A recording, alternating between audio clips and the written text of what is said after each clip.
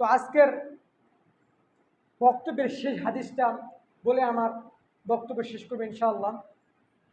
একজন ব্যক্তি ছিল, কুরাইশ বংশে একজন ব্যক্তি ছিল, তিনি তার মাকে সবচেয়ে বেশি ভালোবাসতেন। তো মানুষের বিপদ আল্লাহ রাব্বুল আলামিন বিভিন্নভাবে বিভিন্ন সময় আল্লাহ রাব্বুল আলামিন মানুষকে বিপদ দিয়ে তাকে পরীক্ষা করেন। তো আল্লাহ রাব্বুল আলামিন তিনজন ব্যক্তি একটা জায়গায় গিয়েছিল, বনের মধ্যে দিয়ে যাচ্ছিল, যাওয়ার সময় বৃষ্টি হচ্ছিল। বৃষ্টি হওয়ার সময় ওই তিনজন ব্যক্তি একটা গুহার নিচে আশ্রয় নিচ্ছিল।